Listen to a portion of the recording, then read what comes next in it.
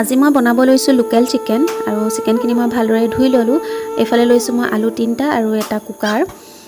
আজি মই প্ৰথমে বনাম চিকেন চুপ, কাৰণ মা কৰোনা ভেকচিন লৈ আহিছে, সেইকাৰণে ভেকচিন লৈ আহিলে ভালকৈ খাব লাগে বুলি কয়, নহ'লে জ্বৰ উঠিবও পাৰে সেইকাৰণে।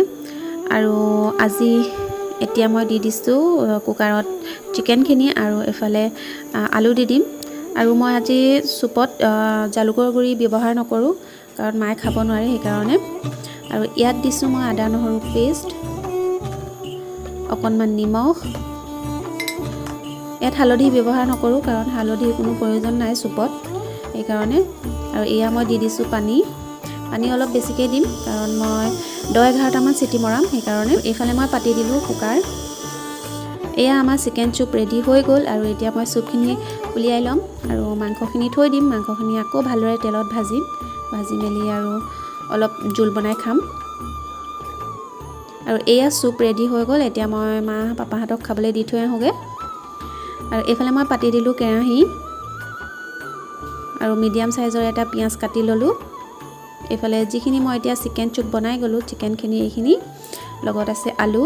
আৰু এইফালে কেৰাহী গৰম হৈ গ'ল, মই দি দিছোঁ তেল। আৰু এতিয়া মই দিছোঁ পিঁয়াজখিনি 2-3 মিনিটমান ভাজি ল'ম, অকণমান গল্ডেন কালাৰটো আহিবলৈ দিম পিঁয়াজৰ। আৰু এয়া মোৰ পিঁয়াজ ভাজি হৈ গ'ল। আৰু এতিয়া মই তেলৰ পাকতে দিম মছলা। এয়া দিছোঁ এভৰিডে ধনিয়া মছলা, অলপেই দিছোঁ। আৰু এয়া এভৰিডে মিট মছলা এই দুটাই দিম আৰু একো নিদিওঁ বিশেষ। আৰু এয়া অকণমান দিছোঁ হালধি গুড়ি, অলপ নিমখ অকণমানেই দিছোঁ, কাৰণ মই চিকেন চুপ বনাওঁতে চিকেনখিনিত মানে নিমখ দিছিলোঁ সেইকাৰণে। আৰু এয়া আমাৰ ভাজি হৈ গ'ল পিঁয়াজখিনি। এতিয়া মই ইয়াত দি দিম চিকেনখিনি।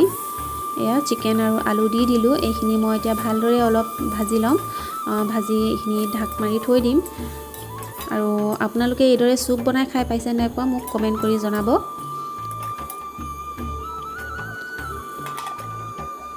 আৰু এয়া আমাৰ চিকেনখিনি মই অলপ সময় ভাজি ল'লোঁ, 5 মিনিটমান। এতিয়া মই ইয়াত দিম পানী। লোকেল চিকেনবিলাক অলপ জোল কৰি খালে ভাল লাগে, সেইকাৰণে মই ইয়াত পানী অলপ দিম, জোল কৰি বনাম সেইকাৰণে। আৰু আপোনালোকে যদি চিকেন চুপ বনাই খাব বিচাৰে, এইদৰেও খাব পাৰে ঘৰতে, একদম চিম্পুল পদ্ধতিত। ইয়াত মছলা কোনো দিবলৈ প্ৰয়োজন নাই। আৰু এইখিনি এতিয়া মই পানী দি হৈ গ'ল, এইখিনি মই এতিয়া ঢাকি কিনে থৈ দিম। আৰু এয়া আমাৰ চিকেন ৰেডি হৈ গ'ল। কেনেকুৱা হৈছে আপোনালোকে কমেণ্ট কৰি জনাব। আৰু আপোনালোকে চুপটো যদি বনাই খাব বিচাৰে ঘৰত, এইদৰে বনাই খাব পাৰে। আৰু যদি আপোনালোকে জালুক খাব পাৰে, তেন্তে জালুক অলপ দি দিব, তেতিয়া আৰু বেছি ভাল হয় খাবলৈ।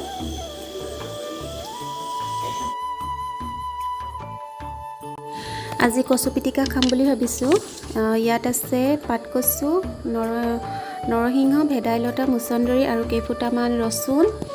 আৰু এইফালে ভোট জলকীয়া আছে, তাৰ পৰা আনি দিম ভোট জলকীয়া। এটাকে নিদিওঁ বাৰু, আধাটোৱে দিম তাৰ।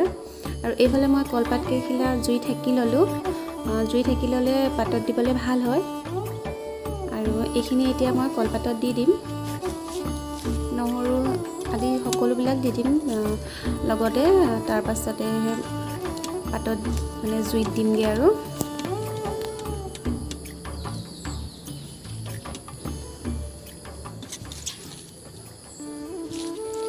এইদৰে পিটিকা কোনে কোনে খাই পাইছে, তেওঁলোকে মোক কমেণ্ট কৰি জনাবা। আৰু যিসকলে খাই পোৱা নাই, আপোনালোকে এইদৰে কচু পাতত দি খাই চাব, খাবলৈ খুব ভাল হয় পিটিকা কৰি।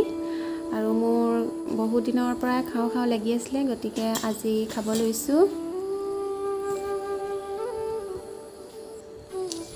আৰু এয়া মোৰ টোপোলা কৰি হৈ গ'ল। এতিয়া মই ইয়াত জুইত দিবলৈ আহিছোঁ। জুই ধৰি থৈ গৈছিলোঁ, এইখিনি মই যোগাৰ কৰাৰ আগতে। আৰু এয়া চাওক, জুই ৰঙা হৈ আছে। কাঠখৰি জুই হ'লে বেছি ভাল হয়, এঙেটা পৰি থাকে পূৰা। আৰু এয়া মোৰ কচু পিটিকা ৰেডি হৈ গ'ল এইখিনি। আৰু যিসকলে খাই পোৱা নাই, আপোনালোকে এবাৰ ঘৰত ট্ৰাই কৰি চাব, খাই চাব, খুব টেষ্টি হয় খাবলৈ।